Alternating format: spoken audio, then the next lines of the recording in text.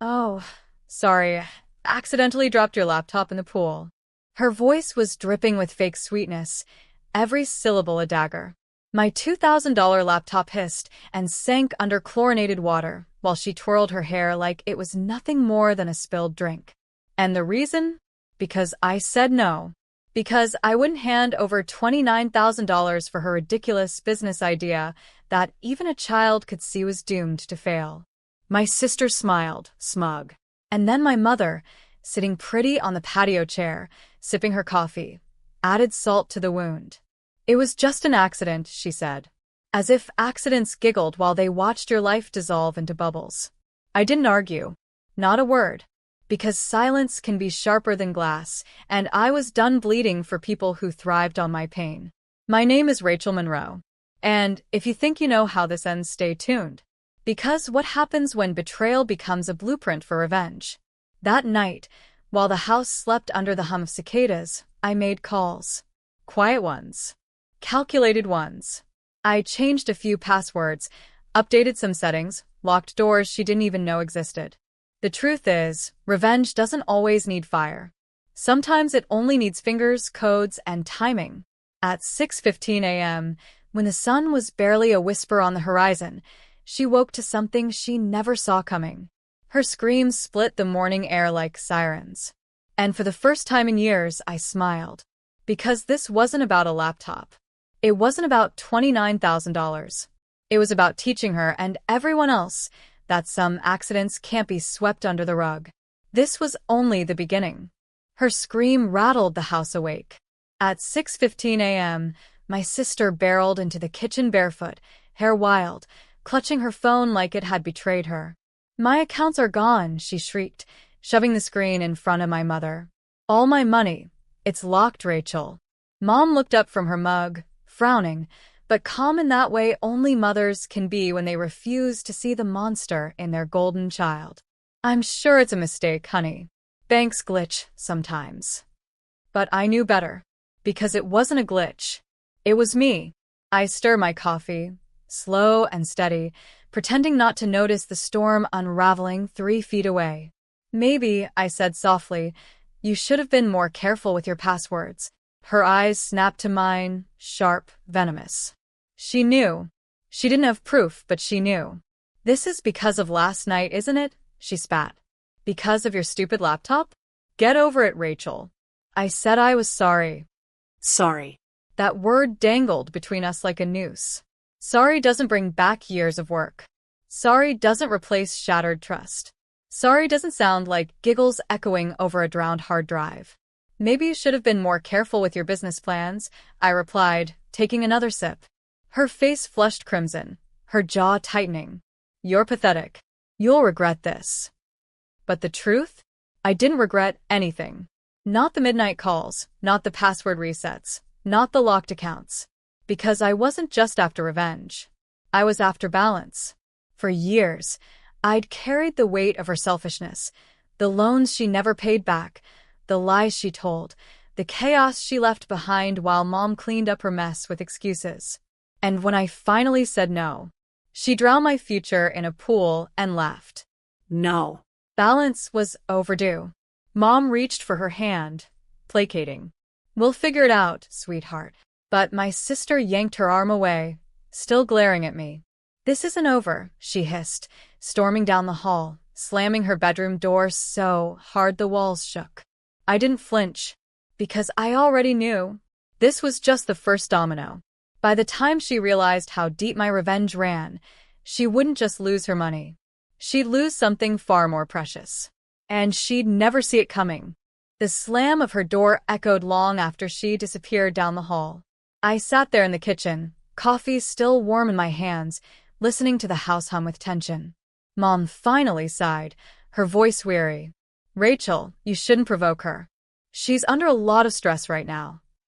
I laughed. A sharp, bitter sound that didn't belong in that kitchen. Stress? You mean the stress of destroying my laptop because I wouldn't hand her $29,000? Or the stress of coasting through life while you call her every mistake an accident? Mom's lips pressed tight. She didn't argue, but she didn't defend me either. She never did. That silence, was its own betrayal. I carried my mug to the sink, setting it down with care. "You don't get it, Mom," I said quietly. "This isn't stress. This is entitlement. And it's time she finally pays." Upstairs, I heard drawers slamming, frantic pacing, the rustle of papers. She was discovering more missing pieces. Because money wasn't the only thing I touched. Her emails, her client lists, her carefully rehearsed pitch decks. Gone. Locked. Redirected. The business idea she wanted $29,000 for? I'd seen it. It wasn't innovative, it wasn't clever, it was stolen. Word for word, from a site she thought no one else had read. And now, the receipts lived safely in my inbox. When her footsteps thundered down the stairs, I was ready. She burst into the living room, face flushed, phone in hand. "Rachel, give it back," she shouted, voice raw. You hacked me. "I know you did." I met her fury with calm. "Prove it." Her jaw clenched so tight, I thought she might crack a tooth. "This is war," she whispered, "and you don't stand a chance." But that was the beauty of it. Because unlike her, I didn't fight with tantrums. I fought with precision. She stormed out of the room, muttering threats under her breath, while Mom sat frozen on the couch, staring at me like I was a stranger. "Rachel," she said softly, "what are you doing?" I turned toward her, a small smile tugging at my lips. "Cleaning up a mess you never could." And in that moment I realized my sister wasn't the only one who would pay. The house was no longer a home, it was a battlefield. Every glance became a weapon, every word a landmine. By noon, my sister's footsteps stormed through every hallway. She called her bank twice, slammed her phone down, cursed under her breath when she thought Mom wasn't listening. I didn't lift a finger to help. Finally, she cornered me in the kitchen, eyes blazing. "What do you want, Rachel? An apology? Fine, I'm sorry, okay? But give me my accounts back." Her voice cracked on the last word. Desperation always did peel the mask away. I set my book down, looking her square in the eye. "You want your accounts? Then you admit to Mom what you did." Her lips parted, fury trembling through every inch of her face. "You're insane," she hissed. But it wasn't insanity. It was justice. Because for once, the lies weren't enough to save her. Mom appeared in the doorway, worry written across her face. "Girls, please, can't we just move past this?" I turned to her, my chest burning. "Past this? Mom, she ruined my work." She laughed while she drowned years of my life in that pool. "And you called it an accident." Mom's gaze dropped, shame flickering but never landing. "Families forgive," she whispered. "No," I shot back. "Families protect. And you never protected me." The silence cracked something between us. For the first time, I saw it, the favoritism, the excuses, the way every storm my sister caused was brushed off as rain. My sister seized the moment, clutching Mom's arm. See? "She's crazy. She's always been jealous of me." Jealous. That word stung more than I expected. Not because it was true, but because it was the weapon she always used. And Mom always believed it. But this time, I wasn't the weak one in the room. I smiled, slow and deliberate. "Jealous? You'll find out soon enough I don't need to envy you. Not when everything you value is already slipping through your fingers." Her eyes narrowed. "What did you do?" I stood, brushing past her, letting my shoulder catch hers. "You'll see." Because by 5 p.m., when her investors checked their inboxes, they'd find every stolen word she ever pitched, exposed, time-stamped, undeniable. And my sister's empire would crumble before it was ever built. By 5 p.m., the first domino fell. I was in my room when the shouting started. My sister's voice pierced the walls, high-pitched, frantic, shaking with a rage she couldn't control. "No, that's not true. I didn't steal anything." The sound of her bedroom door slamming followed, then the thud of footsteps pacing. A phone call, loud, desperate, echoed down the hall. Curious, I drifted closer, standing just beyond the cracked door. Her voice was trembling now, stripped bare. Please, you don't understand. That deck was mine, I swear it. I didn't copy anyone. Silence. Then a muffled sob. Another slam. I smiled, because I knew exactly what they had said. The emails I sent, screenshots, timestamps, links, were undeniable. Every original idea she pitched had been lifted, word for word. And now, her so-called investors had proof she was nothing but a fraud. Dinner that night was silent. Mom pushed food around her plate, eyes darting between us, trying to patch holes in a sinking ship. My sister wouldn't even look at me. Her fork scraped hard against the porcelain as she stabbed at her meal like it had betrayed her too. Finally, she snapped. You think this is funny, Rachel? Her voice cracked with venom. You've ruined me. I set my fork down carefully, meeting her gaze. No, I said. You ruined yourself when you destroyed my laptop. Actions have consequences. Her chair screeched as she shoved it back. You're jealous. That's all this is. You can't stand that I'm better than you. Better. The word hung heavy in the air, bitter and hollow. Mom's voice broke in, trembling. Please stop this. Both of you. We're family. But my sister cut her off, standing tall despite the tears streaking her face. No. Rachel made this war. And if she thinks she's won, she's wrong. I leaned back, calm as ice.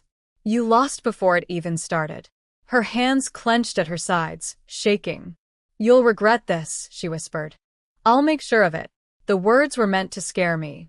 But instead, they lit a fire. Because if she wanted war, she had no idea how prepared I was. And when her phone buzzed again, another rejection email, another investor pulling out, she screamed so loud the glass on the table rattled. That was the sound of her empire collapsing. And I wasn't done yet. The house didn't sleep that night. Doors slammed. Phone calls whispered through walls. My sister's voice, sharp and frantic, bounced down the hallway in waves. She was scrambling, trying to salvage what was already dust. But humiliation doesn't wash out easy. It clings. And by morning, her name was on group chats and forums she didn't even know existed. Screenshots travel fast when betrayal is involved. At breakfast, she marched into the kitchen with fire in her eyes. You think you're clever, Rachel? She snapped. You think you can ruin me and just sit there eating toast like nothing happened? I didn't flinch. Worked so far. Her jaw tightened. You're pathetic. All brains, no backbone. You wouldn't survive a day without me. I set my mug down slow, deliberate. Funny, I said. That's exactly what you're about to find out. She frowned, confusion flickering. Because while she thought this was about money and business, she had noticed the other strings I'd already pulled. Credit cards flagged. Her online subscriptions cut. Her phone plan canceled at 2 a.m. just as she was begging an investor not to walk away. I didn't just clip her wings. I plucked every feather. She tried a new tactic, tears. Her voice cracked, raw and pitiful. Mom, tell her to stop. She's destroying me. Mom looked at me, eyes wide, helpless. Rachel, maybe this has gone too far. Too far. The words sank like lead. Where was that warning when my laptop sank to the bottom of a pool? Where was that warning when years of my work dissolved while they both laughed it off? I turned to Mom, calm as glass. No, this is balance. For once, she's living the life she built instead of the one you excused. My sister's tears dried in an instant, rage flashing back across her face. You think this is balance? You're wrong. You've made an enemy you can't beat. Her voice was venom, but her hands trembled as her phone buzzed again. Another rejection. Another door slamming shut. She looked at me then, and something in her eyes shifted. Not anger, not grief. Fear. Because she finally understood. I wasn't just dismantling her life. I was dismantling the pedestal she'd lived on all these years. And she was falling fast. By evening, the storm hit full force. My sister's phone was practically welded to her hand, red-eyed, pacing, begging anyone who would listen to believe her version of the truth. But people don't invest in the desperate. and desperation was dripping off her like sweat. She burst into my room without knocking, face pale and wild. "You don't get it, Rachel," she shouted. "If I go down, you go with me. I'll tell everyone you hacked me, that you're unstable, that you're dangerous." Her voice cracked, but her fury burned. She wanted to scare me. She wanted me to fold. Instead, I leaned back against my desk, calm. "Go ahead. Tell them. And when they ask for proof, what will you show them? Because I've got all the receipts, every stolen word, every plagiarized pitch. You'll only bury yourself deeper." Her face drained of color. For the first time, she had no comeback. "You ruined everything," she whispered, her voice breaking. "Do you know what it's like to wake up and have nothing left?" Yes, I did. I remembered the hiss of my laptop sinking, the laughter that followed, the hollow pit in my stomach as years of work vanished. I knew exactly what it felt like. "That's the point," I said softly. Her hands shook at her sides. She looked like a cornered animal, and for a second I wondered if she might actually strike me.